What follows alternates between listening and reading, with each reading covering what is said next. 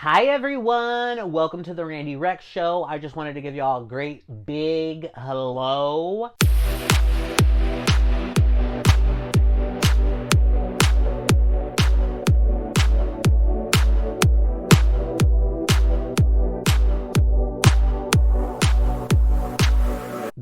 I just wanted to have a little bit of a kind of like check-in moment. Like, obviously, I wasn't here last week.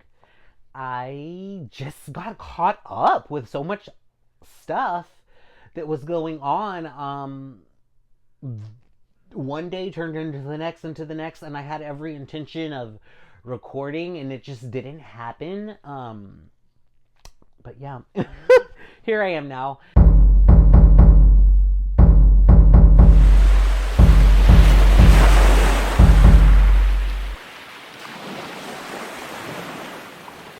Episode 4 of Survivor was kind of a little bit like not that exciting.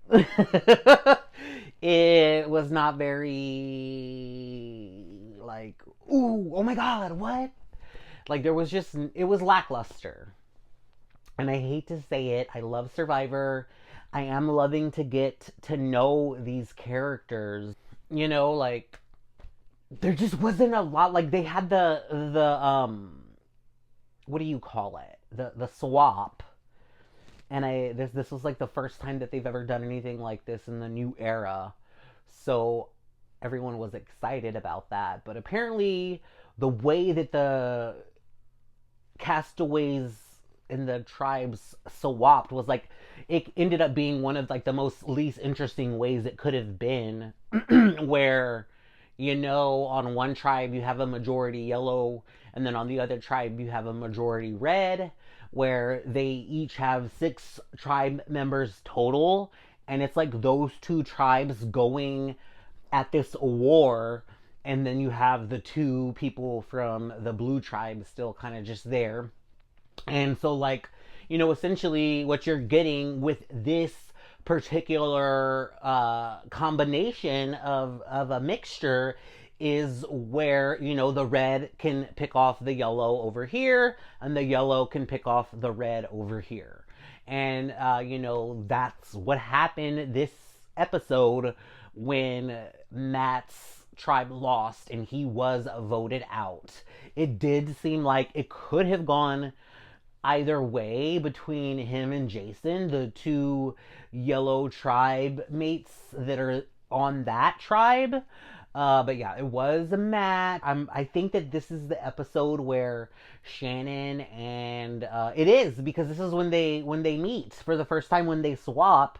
Shannon and Sage are the 2 red tribe members with a majority yellow tribe, and Shannon gets in there and gets to Christina, and everyone's talking about like how, which is like they base this connection and relationship off of their religion and their connection to God, or whatever they say. And I don't mock that in any way.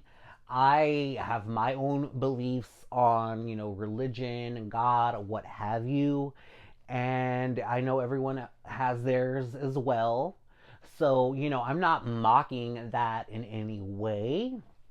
But it is an interesting layer. It's an interesting thing that does happen in Survivor. This has happened before, where you know any particular tribe member will like use the connection and relationship to God and religion to form alliances, to create bonds, to get people on your side. And so yeah, and a lot of people don't like that. I guess if I were like, to be 100% frank, I haven't necessarily thought about how I feel about that.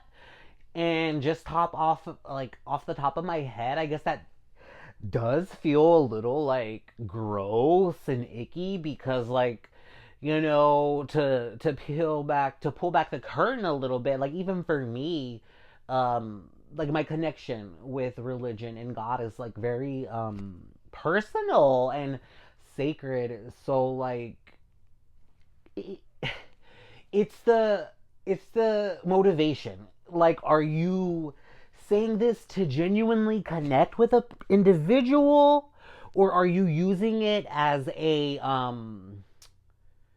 tool or as a mechanism to manipulate someone in the game? That's where I think a lot of people feel like it it can get a little icky, like I said. And even I heard just the owning up to it. Like, if someone did that and, whatever, they were successful, they won or whatever, and just got far, whatever it is, how that success looks, at the end of the game when they're being interviewed, are they going to be honest? Are they going to be like, yeah, I did use that as a strategy, as a means of manipulation? Um, so it's just such a gray area, because even on the other side of the coin, I can see where it kind of could be a genuine connection, a genuine attempt to bond with this other human being, forgetting about being in the game, forgetting. And see, that's the thing. Like, I feel like you can't even say, oh, forgetting about being in the game, because you are in a game. So, regardless, the connections you're making are always going to be looked through that lens in some way, shape, or form at the end of the day, at the end of the game, at the end of the edit, all of those things are going to go back into the purpose of the game and the show. Episode 5, with episode 5 airing this past week, a lot of people are like, okay, this is boring as fuck. What is going on here, Survivor? Like, the new era is failing, yada, yada, yada. And basically, the majority Red Tribe won again, and they voted out Jason. So they did end up getting out 2 of the Yellow Tribe members from the original Yellow Tribe. And now we are down to the final. Is it the final 12? Or the final 13?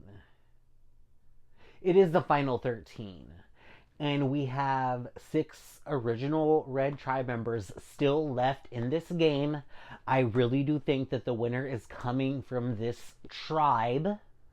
Then we have the 4 remaining Yellow Tribe members. And then finally, oh wait, I guess it is 12. The last 2, yeah, it is, now it is 12. Are the last 2 Blue Tribe members, who, of course, all got integrated into their own tribes. And so now we're supposed to be going into the merge episode. Who knows what that's going to look like, because this season of Survivor has been different than all of the other past seasons in the new era, 41 through 48. So we'll see. Jeff infamously talked about how this season gets better in the end, gains momentum, whatever. And then he started to backtrack and be like, "Oh, the whole thing's great. The whole thing is amazing." Okay, Jeff, no. We got your number, Jeff. We love you. And then apparently Jeff and Jeremy were on a podcast talking about how Parv doesn't have 2 wins. I don't know. I didn't listen to it yet, but something about her win in the Australian Survivor Series doesn't count, and she has like 1.5. What the hell is that about? Now people are just trying to like cut people's wins in half? Is it because it's not in the US? Is it because there was such a short game? Like, what was it, 14, 16 days? Like, what the hell? That's so crazy. And I hope that they apologize, because that's some bullshit. Parvati is a 2-time winner. I don't really have a lot to say about the Housewives. Like, I have enjoyed Salt Lake City this season so far. It's been really good. It hasn't been like as good as it has been in the past. I do think we're getting little hints and signs of like this is the slowdown. And I have talked about this in a lot of my previous YouTube episodes about, the Real Housewives and the phenomenon that is the Real Housewives, how they run and operate, and like what is the culture, what is the vibe, what is the patterns that happen. And Salt Lake City has been firing off all pistons, since pretty much season one. And they have been, since then, they have been on like cruise control, blowing us out of the water, top tier Real Housewives. And I think that season six is, again, starting to see a little bit of those drops and nuggets of like, this is the first season where it's not just like a complete bona fide smash. Like the thing with Angie and Mary, for instance, it was like they didn't even give a shit in the middle of them talking out their issues with each other. So it just seemed really fake to me. Potomac is really, really struggling. Like, they're still up, they're still kicking, but oh my god, they are on crutches and they are, moving it along, making it into this season. But, at least we don't have to deal with Mia and that one girl that, like, was her best friend, and then like, they had a thing together, and then, that's gone. But of course, now still we have to deal with Kiarna and all of her BS.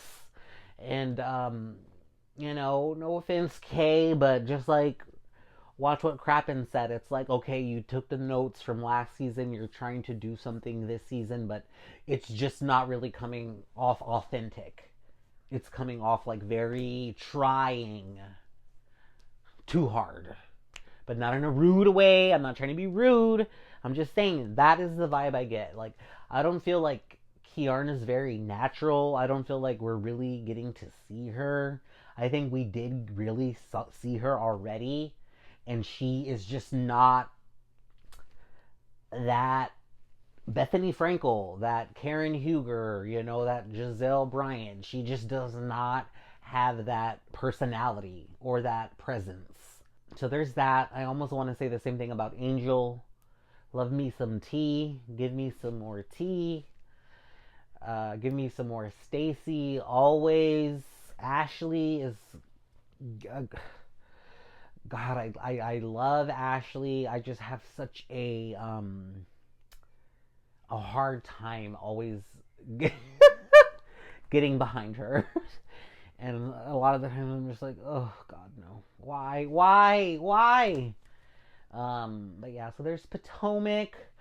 I haven't even watched the new episode of Orange County. I guess I'm gonna do that after I record this, but I did watch the week prior, and that's when they went to Amsterdam. I actually liked some of the ladies' outfits. Their outfits were trending on Twitter. That's how much, I guess, attention that their quote unquote bad outfits got. I liked a lot of their outfits though, so go figure. Orange County's almost over though, because next week is their finale, and then we have the reunion right after that. So that's crazy. It's gonna come and go. I guarantee you within next week we are getting the Real Housewives of Beverly Hills trailer. And then Miami's gone. There's no new Miami this week. It's sad to say we're just down to our three housewives right now. Orange County, which is about to exit, Potomac, and Salt Lake City. And, like I said, Beverly Hills is right around the corner. But yeah, that's my ranting. That's my thing. That's my episode